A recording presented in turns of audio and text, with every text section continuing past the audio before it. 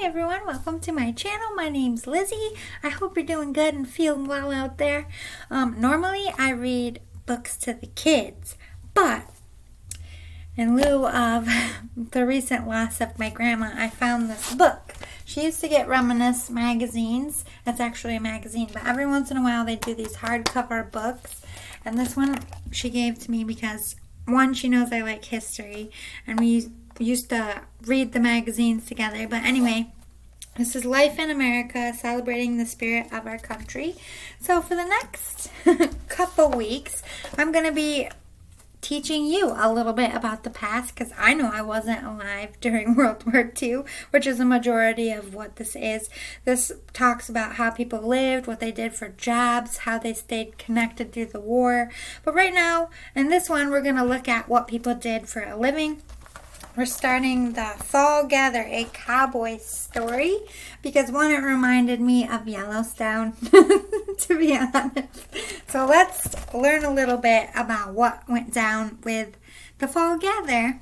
It says, this story happened sort of this way. Oh wait, by the way, I should tell you, this is all letters people wrote into the magazine with pictures, and they're telling their own story through a letter, and they just print it, and well, I'm sure they glam it up a bit, but you know what I mean. This story happened sort of this way, at least as I recall it. When my older brother and I were youngsters during the mid-1940s, our daddy would take us out of school in the fall for a couple of weeks to hire out as day help for our neighbors, the Laskies, who were doing their fall gather. We never referred to the fall gather as a roundup. That came from the movies. But that's basically what it was. The foreman's name was Buck something, but we just called him Mr. Buck. To us young boys, it was a real treat to get to work with the real cowboys. The Lasky Ranch was a fair-sized one, as places go in the part of West Texas. Seems like it was 10,000 to 12,000 acres, but that could have been just the south pasture. They mostly referred to size in those days as sections. One is 640 acres, or 1 square mile.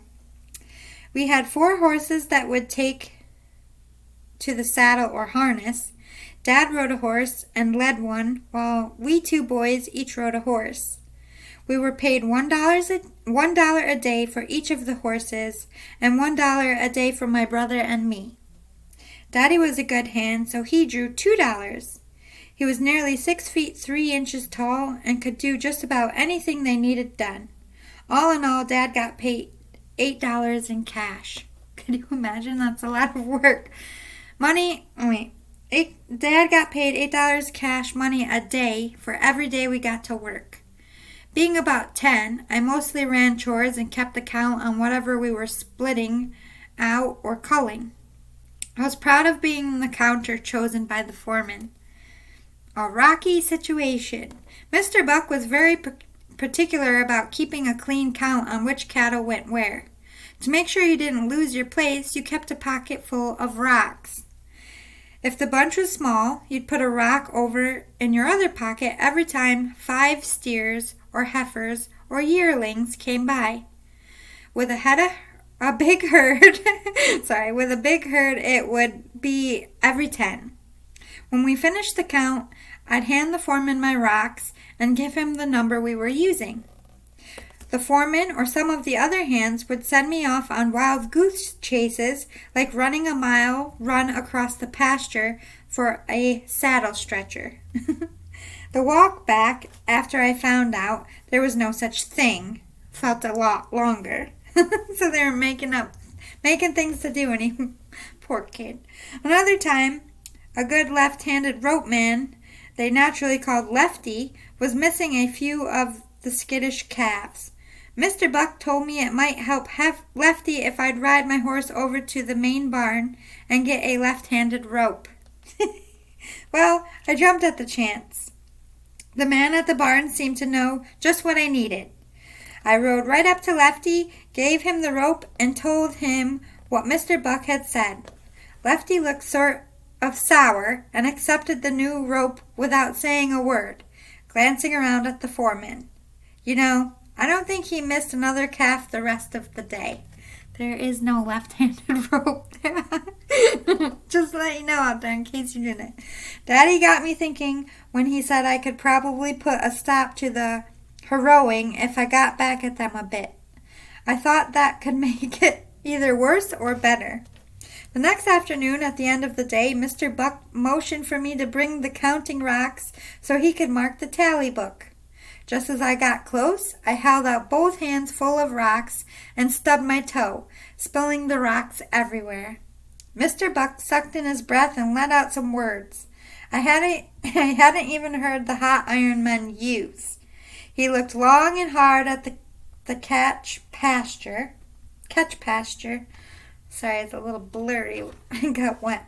His shoulders sort of drooped, then looked back at me. I grinned and began to pull the right count out of my other front pocket.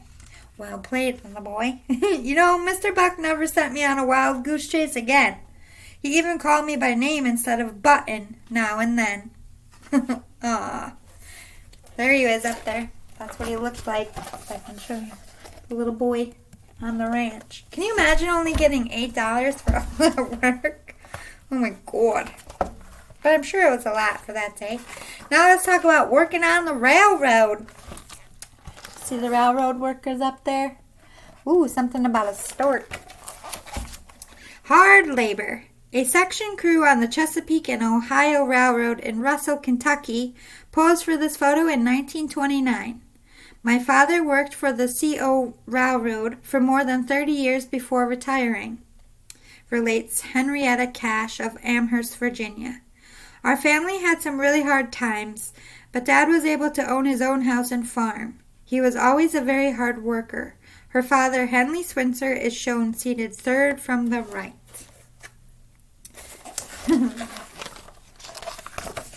Can you see him? Third from the right?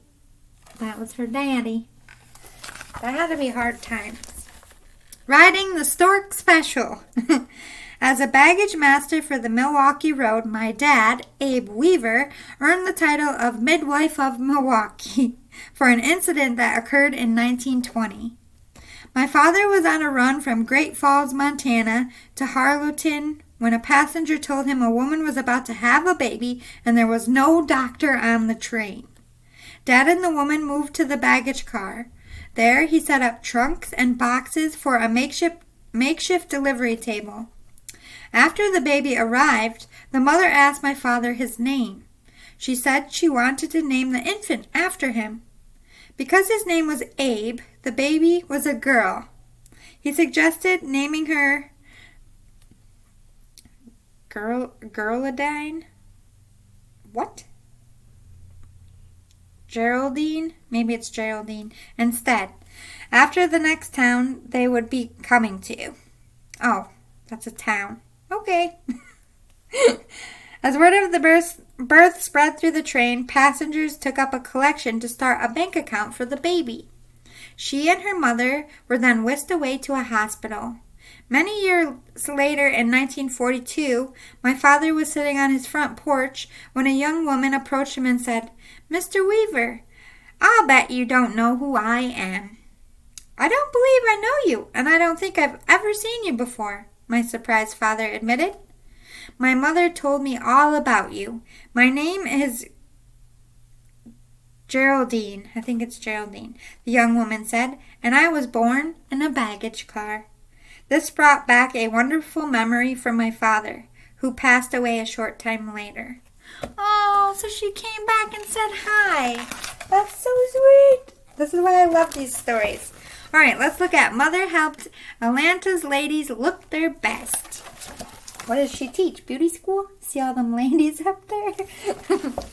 My mother, Alma Aline Coleman, worked as a beauty operator for years at the S.A. Clayton Company Hair Salon on Hunter Street in Atlanta, Georgia. The shop is no longer there, but during my mother's time, it catered to a wealthy clientele. She gave permanents to ladies who sat under a machine with wires above them to get the curls they wanted. My mother also knew how to give finger waves and marcels using a curling iron and the proper techniques. She also was an expert manicurist. I still have her old-fashioned tools with her ivory handles, shown in the photo above right. Look at them. That was crazy. She used files, cuticle pushers, and nail buffers to make the ladies' nails shine. Mother used to say that the back seat of her car was filled at Christmas time with nice gifts from the ladies for whom she had worked. She married my dad, Roy Franklin Wright, in 1914 when she was 17. He died when I was only 9 months old, and my mother married my stepfather, Sam Van Wyck Pierce, in 1918. My grandmother, Catherine Coleman, took care of me while my mother was working as a beauty operator. I returned to live with my mother when I was 7 or 8 and completed my work at Commercial High School, as my mother had before me. Miss Alma, as she was affectionately known, was very active in the First Baptist Church in Red Oak. Mother often had her pastor and friends over to our house for home-cooked meals, serving them vegetables from her garden and old-fashioned melt-in-your-mouth cornbread she made from scratch. When she passed away at 93, I called her pastor, the Rev. Gene Boyd, and asked him to preach at her funeral. He agreed, and this is where he met my youngest daughter, Dorothy. They fell in love and later married. I felt sure that my mother looking down on us had arranged it all with God. Oh my God, I love these stories. Let's do a few more. Jobs on the home front. Chugging along, shown in the top row, is this photo of a train crew. This is a train crew. I guess they'd be like stewardesses, right? Jean Hayes Bartlett, third from right, and Sister Janice, second from right, pose among hose and ice carts. The teenage sisters service trains, including those carrying World War II troops that passed through Klamath Falls, Oregon. It was June 1943, and Mom had left our home in Klamath Falls, Oregon, to stay with her sister in Portland when her first child was born. There, Mom learned that the shipyards needed workers. She got a job for herself, then recruited me. I was 17 that summer and eligible for a job. Mom knew a lady in Newburgh who agreed to rent me a room and fed me. At that time, buses made round trips from Newburgh, hauling employees to and from the shipyards every day. Most of the jobs were for welders, and I had no experience. But it wasn't considered a problem because training was provided. I was outfitted with leather welding gloves, which consisted of overall-type pants, a long-sleeved jacket, gloves, and a helmet. I was able to master horizontal welding, but vertical proved a real challenge, and overhead seemed downright impossible. However, a team of ship fitters needed a welder to work with them on the Liberty ships they were building for the war effort, so off I went. My job was to weld what was called a dog, a holding device used to hinge parts of the ship. Luckily, not one of the dogs I welded ever flew off, so I did have something to be proud of. After I completed my welding, a professional followed to finish the job. Then the dogs were removed by a worker using a cutting torch. We were warned to make sure our helmets were over our eyes before we touched metal with the welding rod. One day, thinking this step was unnecessary, I decided to bypass it. I soon discovered there was a real good reason for protecting your eyes when an arc is set off in front of your face. I had to go to the infirmary for medication, and I spent my day off the next day taking care of my injured eyes. I worked days, and I was lucky enough to witness the breaking of a champagne bottle across the bow of a Liberty ship as it slid down towards the Pacific Ocean.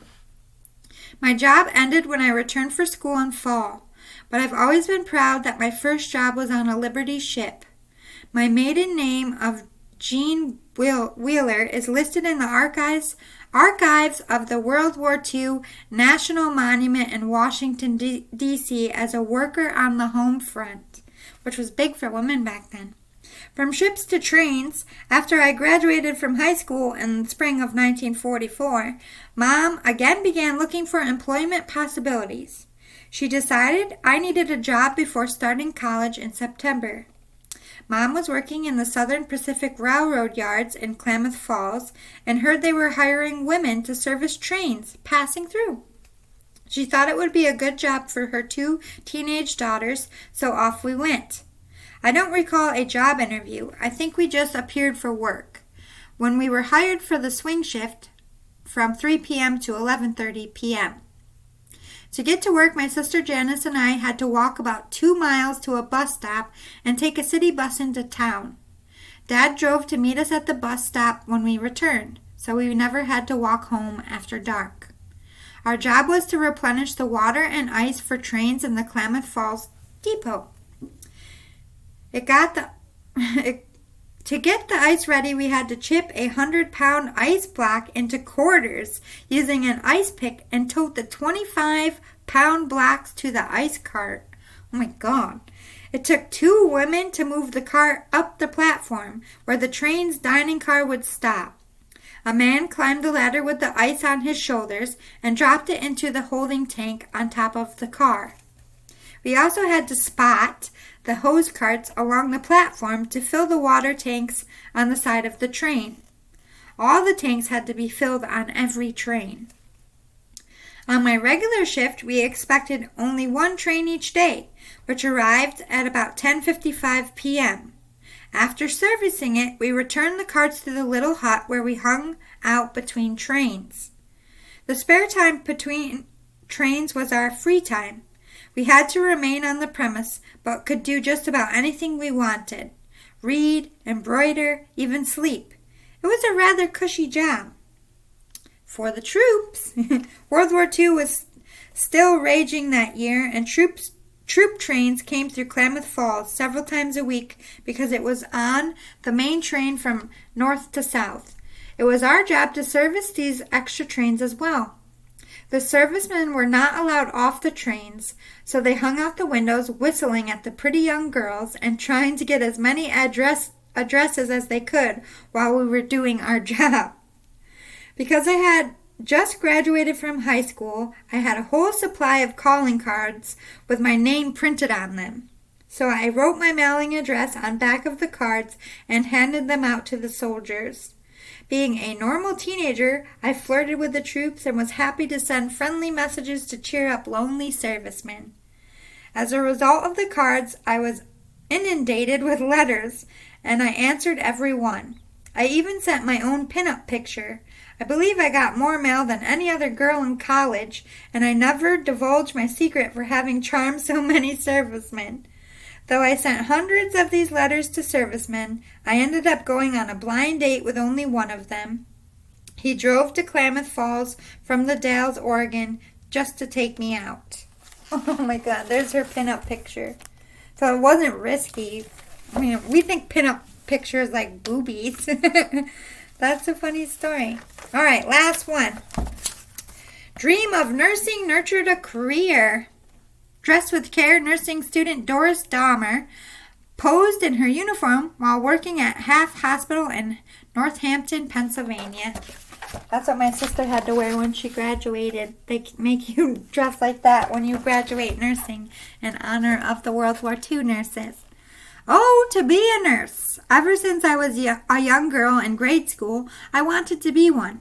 Fortunately, that wish came true, and I was lucky enough to stay in my dream job for decades. After my high school graduation in Allentown, Pennsylvania, I used to hang out there. That's funny. In June 1941, I entered nurses training at Half Hospital, a small medical facility in Northampton. I was a graduate of a 2-year practicing nursing class of 1944. At the time, nursing students wore a traditional uniform, dress, bib, apron, pinned-on collar and cuffs, white shoes, stockings, and a white cap. In cold weather, I also wore my nurse's cape. We looked very professional. Nurses work 12-hour shifts, beginning at either 7 a.m. or 7 p.m. 4 students covered the hospital on the night shift, and 6 others worked during the day. We were trained in many procedures of surgical medicine, maternity, and our patients received good care. Maternity patients usually remained in bed for 9 days and went home on the 10th. Now it's only 3, so they've come a long way. Surgery patients and others remained at the hospital for 1 to 2 weeks, depending on the type of procedure. Long days, long nights. Student breakfast was held in the hospital's dining room at 6:30 a.m. sharp, starting with a reading of a Bible passage and the Lord's Prayer. Before the day shift began, we were briefed on the reports from the night before.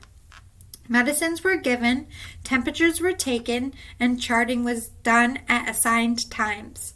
All patients received bed baths, and beds were changed every morning while patients remained in them. Patients also had no bathrooms, only urinals and bedpans. The doctors on staff made their rounds every morning. When needed, the doctor who owned the hospital and his son were called in for medical emergencies.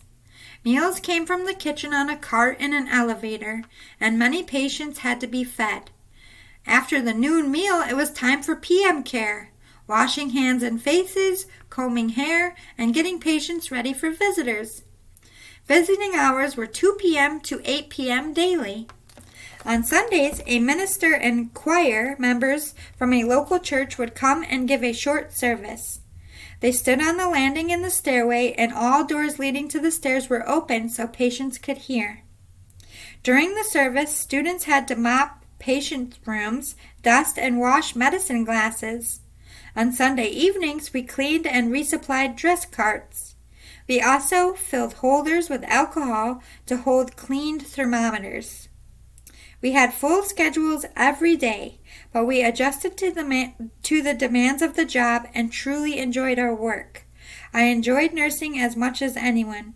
I retired in 1985 after 40 years. Wow. I still think back fondly on these days, my fellow staff members, and the patients we cared for.